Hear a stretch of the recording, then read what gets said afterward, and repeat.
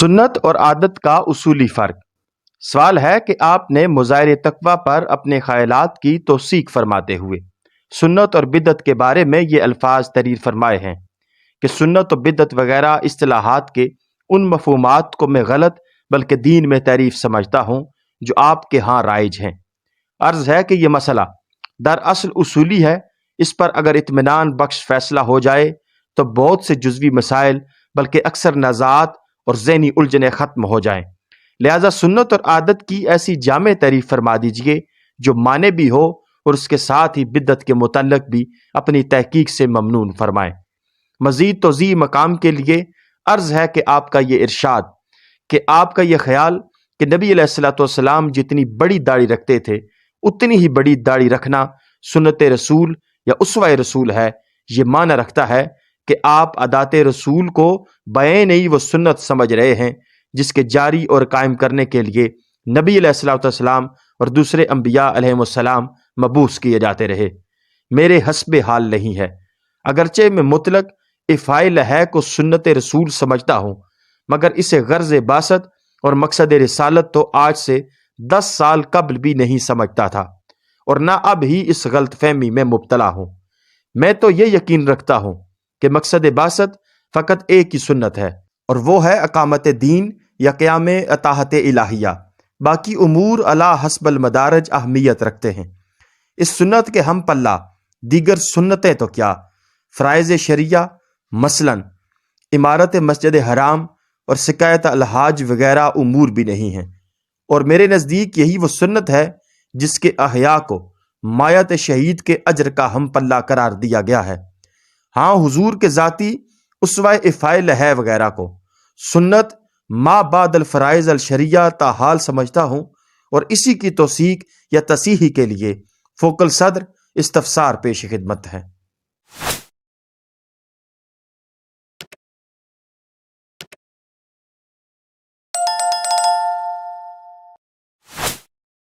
جواب ارشاد فرماتے ہیں، سنت کے متعلق لوگ عموماً یہ سمجھتے ہیں کہ نبی علیہ الصلوۃ والسلام نے جو کچھ اپنی زندگی میں کیا ہے وہ سب سنت ہے، لیکن یہ بات ایک بڑی حد تک درست ہونے کے باوجود ایک حد تک غلط بھی ہے۔ دراصل سنت اس طریق عمل کو کہتے ہیں جس کے سکھانے اور جاری کرنے کے لیے اللہ تعالیٰ نے اپنے نبی کو مبعوث کیا تھا۔ اس سے شخصی زندگی کے وہ طریقے خارج ہیں جو نبی نے بحیثیت ایک انسان ہونے کے یا بحیثیت ایک شخص ہونے کے جو انسانی تاریخ کے خاص دور میں پیدا ہوا تھا اختیار کیے۔ یہ دونوں چیزیں کبھی ایک ہی عمل میں مخلوط ہوتی ہیں، اور ایسی صورت میں یہ فرق و امتیاز کرنا کہ اس عمل کو کون سا جز سنت ہے اور کون سا جز عادت بغیر اس کے ممکن نہیں ہوتا کہ آدمی اچھی طرح دین کے مزاج کو سمجھ چکا ہو۔ اصولی طور پر یوں سمجھیے کہ انبیاء علیہ السلام انسان کو اخلاق صالحہ کی تعلیم دینے اور زندگی کے ایسے طریقے سکھانے کے لیے آتے رہے ہیں جو فطر اللہ التی فطر الناس علیہا کے ٹھیک ٹھیک منشا کے مطابق ہوں۔ ان اخلاق صالحہ اور فطری طریقوں میں ایک چیز تو اصل روح کی حیثیت رکھتی ہے اور دوسری چیز قالب و مظہر کی حیثیت۔ بعض امور میں روح اور قالب دونوں اسی شکل میں مطلوب ہوتے ہیں جس شکل میں نبی اپنے قول و عمل سے ان کو واضح کرتا ہے، اور بعض امور میں روح اخلاق و فطرت کے لیے نبی اپنے مخصوص تمدنی حالات اور اپنی مخصوص افتاد مزاج کے لحاظ سے ایک خاص عملی قالب اختیار کرتا ہے،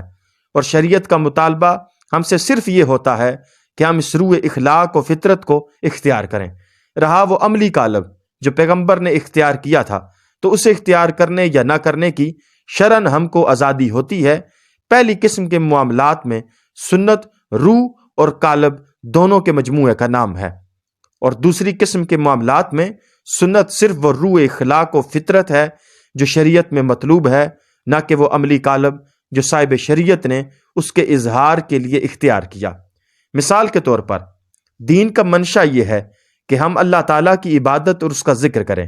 اس کے لیے نبی نے بعض اعمال تو ایسے اختیار کیے جن کی روح اور عملی قالب دونوں سنت ہیں اور دونوں کی پیروی ہم پر لازم ہے، مثلا نماز،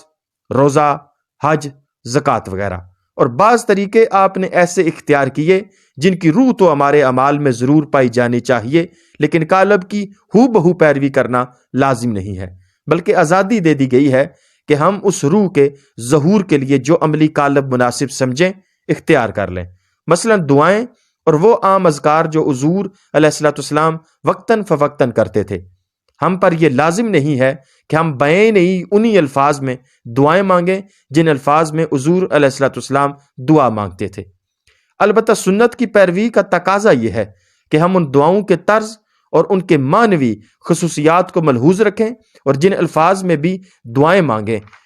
ان کے اندر نبی علیہ الصلوۃ والسلام کی دعاؤں کی روح موجود ہو۔ اسی طرح اذکار میں سنت صرف یہ ہے کہ آدمی اپنی زندگی کے مختلف آلات و اعمال میں خدا کو یاد کرتا رہے، اس سے استفادہ کرے، اس سے مدد مانگے، اس کا شکر ادا کرے اور اس سے طلب خیر کرے۔ اس سنت کو حضور نبی علیہ الصلوۃ والسلام نے اپنی عملی زندگی میں ان مختلف اذکار کے ذریعے سے ظاہر اور جاری کیا جو حدیث میں مذکور ہیں۔ اگر کوئی شخص ان اذکار کو لفظ بلفظ یاد کر کے اسی طرح ان کا التزام کرے جس طرح حدیث میں بیان ہوا ہے تو یہ مستحسن یا مستحب تو ہو سکتا ہے، لیکن اسے اتباع سنت کا لازمی تقاضا نہیں کہا جا سکتا۔ اگر کوئی شخص اس سنت کو اچھی طرح ذہن نشین کر کے کسی دوسرے طریقے سے اس پر عمل درآمد کرے اور اس کے لیے دوسرے الفاظ اختیار کر لے، تب بھی وہ بدستور متبع سنت رہے گا اور اس پر خلاف ورزی سنت کا الزام عائد نہ ہوگا۔ یہی فرق تمدنی اور معاشرتی معاملات میں بھی ہے۔ مثلا لباس میں جن اخلاقی و فطری حدود کا قائم کرنا نبی کے مقاصد بعثت میں تھا وہ یہ ہیں کہ لباس ساتر ہو، اس میں اسراف نہ ہو، اس میں تکبر کی شان نہ ہو، اس میں تشبیہ بالکفار نہ ہو وغیرہ۔ اس روح اخلاق و فطرت کا مظاہر نبی علیہ الصلوۃ والسلام نے جس لباس میں کیا اس میں بعض چیزیں تو ایسی ہیں جن کی پیروی جوں کی توں کرنی چاہیے، جیسے سطر کے حدود اور اسبال اظہار سے اجتناب اور ریشم وغیرہ کے استعمال سے پرہیز، اور بعض چیزیں ایسی ہیں جو حضور علیہ الصلوۃ والسلام کے اپنے شخصی مزاج اور قومی طرز معاشرت اور آپ کے عہد کے تمدن سے تعلق رکھتی ہیں۔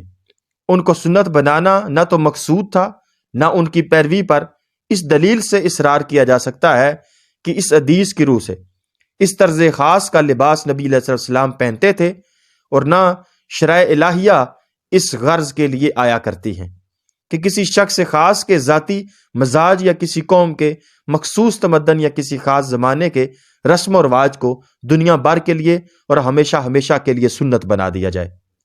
سنت کی اس تشریح کو اگر مخلوط رکھا جائے تو یہ بات بآسانی سمجھ میں آ سکتی ہے کہ جو چیزیں اصطلاح شرعی میں سنت نہیں ہیں ان کو خواہ مخواہ سنت قرار دے دینا من جملہ ان بدعات کے ہیں جن سے نظام دینی میں تحریف واقع ہوتی ہے۔ اب خاص اس داڑھی کے معاملے کو لے لیجئے جس پر اس بحث کی ابتدا ہوئی ہے۔ اس معاملے میں جس روح اخلاق و فطرت کو اللہ تعالی ہماری عملی زندگی میں نمایاں دیکھنا چاہتا ہے وہ صرف یہ ہے کہ مونچھیں کم کی جائیں اور داڑھی بڑھائی جائے۔ اس کی ہدایت نبی علیہ الصلوۃ والسلام نے ہم کو دی ہے اور یہی سنت ہے۔ اب رہی اس کی عملی صورت تو اس کا تعین نبی علیہ الصلوۃ والسلام نے اپنے ارشاد سے نہیں فرمایا، حالانکہ کوئی امر اس میں مانے نہیں تھا کہ آپ افاء علیہ کی مقدار اور کس شارب کی حد واضح طور پر مقرر فرما دیتے، یا کم از کم یہی فرما دیتے کہ داڑھی اور مونچھ کی ٹھیک ٹھیک وہی وضع رکھو جو میری ہے، جس طرح نماز کے متعلق حضور علیہ السلام نے فرما دیا کہ اسی طرح پڑھو جس طرح میں پڑھتا ہوں۔ پس جب کہ آپ علیہ السلام نے اس معاملے میں کوئی حد مقرر نہیں کی اور صرف ایک عام ہدایت دے کر ہم کو چھوڑ دیا، تو اس سے یہ بات خود بخود ظاہر ہوتی ہے کہ جو روح اخلاق و فطرت اس معاملے میں مطلوب ہے اس کا منشا پورا کرنے کے لیے صرف اتنی بات کافی اور ضروری ہے کہ آدمی داڑھی رکھے اور مونچھ کم کرے۔ اگر کوئی مقدار بھی اس کے ساتھ ضروری ہوتی اور اس مقدار کا قائم کرنا بھی حضور کے مشن کا کوئی جز ہوتا تو آپ ہرگز اس کے تعین میں کوئی کوتاہی نہ کرتے۔ مجمل حکم کے دینے پر اکتفا کرنا اور تعین سے اجتناب کرنا خود اس بات کی دلیل ہے کہ شریعت اس معاملے میں لوگوں کو آزادی دینا چاہتی ہے کہ وہ افعال ہے اور کس شارب کی جو صورت ہے اپنے مزاج اور صورتوں کے تناسب کے لحاظ سے مناسب سمجھیں، اختیار کریں۔ اب اگر ایک شخص مونچھوں کے بال مونڈ ڈالنا چاہتا ہو اور دوسرا شخص انہیں اس حد تک کتر ڈالنا چاہتا ہو کہ کھانے اور پینے میں مونچھوں کے بال آلودہ نہ ہوں،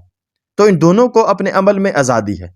اور یہ دونوں اپنی اپنی جگہ یہ کہہ سکتے ہیں کہ میرے نزدیک حکم کا منشا اس طریقے سے پورا ہوتا ہے جو میں نے اختیار کیا ہے۔ لیکن ان میں سے کسی کو یہ حق نہیں پہنچتا کہ اپنی اس رائے کو تمام دوسرے انسانوں کے لیے شریعت بنانے کی کوشش کرے اور اس کے خلاف جو شخص عمل کر رہا ہو اس کو ملامت کرے۔ اگر وہ اسے شریعت بنانے کی کوشش کرے گا اور اس کے خلاف عمل کرنے والوں کو ملامت کرے گا تو یہ بدعت ہوگی، کیونکہ جو چیز سنت نہیں ہے اس کو وہ زبردستی سنت بنا رہا ہے۔ سنت صرف کس شارب ہے، نہ کہ اس کی کوئی خاص صورت جو کسی شخص نے اپنے استنباط و اجتہاد سے یا اپنے رجحان طبع سے اختیار کی ہو۔ اسی طرح داڑھی کے معاملے میں جو شخص حکم کا یہ منشا سمجھتا ہو کہ اسے بلا نہایت بڑھنے دیا جائے اور وہ اپنی اس رائے پر عمل کرے، اور جو شخص کم سے کم یک مشت کو حکم کا منشا پورا کرنے کے لیے ضروری سمجھتا ہو وہ اپنی رائے پر عمل کرے، اور جو شخص مطلقاً داڑھی رکھنے والے کو بلا قید مقدار حکم کا منشا پورا کرنے کے لیے کافی سمجھتا ہو وہ اپنی رائے پر عمل کرے۔ ان تینوں گروہوں میں سے کسی کو بھی یہ کہنے کا حق نہیں ہے کہ استنباط و اجتہاد سے جو رائے اس نے قائم کی ہے وہی شریعت ہے اور اس کی پیروی سب لوگوں پر لازم ہے۔ ایسا کہنا اس چیز کو سنت قرار دیتا ہے جس کے سنت ہونے کا کوئی ثبوت نہیں ہے، اور یہی وہ بات ہے جس کو میں بدعت کہتا ہوں۔ رہا یہ استدلال کہ نبی علیہ الصلوۃ والسلام نے داڑھی رکھنے کا حکم دیا اور اس حکم پر خود ایک خاص طرز کی داڑھی رکھ کر اس کی عملی صورت بتا دی، لہذا حدیث میں حضور نبی علیہ الصلوۃ والسلام کی جتنی داڑھی مذکور ہے اتنی ہی اور ویسی ہی داڑھی رکھنا سنت ہے، تو یہ ویسا ہی استدلال ہے جیسے کوئی شخص یہ کہے کہ حضور نے ستر عورت کا حکم دیا اور ستر چھپانے کے لیے ایک خاص طرز کا لباس استعمال کر کے بتا دیا، لہذا اسی طرز کے لباس سے تن پوشی کرنا سنت ہے۔ اگر یہ استدلال درست ہے تو میرے نزدیک آج متبعین سنت میں سے کوئی شخص بھی اس سنت کا اتباع نہیں کر رہا۔ جیسا کہ میں پہلے عرض کر چکا ہوں، تمدن و معاشرت کے معاملات میں ایک چیز وہ اخلاقی اصول ہیں جن کو زندگی میں جاری کرنے کے لیے نبی صلی اللہ تعالیٰ علیہ وسلم تشریف لائے تھے، اور دوسری چیز وہ عملی صورتیں ہیں جن کو نبی علیہ الصلوۃ والسلام نے ان اصولوں کی پیروی کے لیے خود اپنی زندگی میں اختیار کیا۔ یہ عملی صورتیں کچھ تو حضور نبی علیہ الصلوۃ والسلام کے شخصی مزاج اور طبیعت کی پسند پر مبنی تھیں، کچھ اس ملک کی معاشرت پر جس میں آپ علیہ الصلوۃ والسلام پیدا ہوئے تھے، اور کچھ اس زمانے کے حالات پر جس میں آپ مبعوث ہوئے تھے۔ ان میں سے کسی چیز کو بھی تمام اشخاص اور تمام اقوام اور تمام لوگوں کے لیے سنت بتا دینا مقصود نہ تھا۔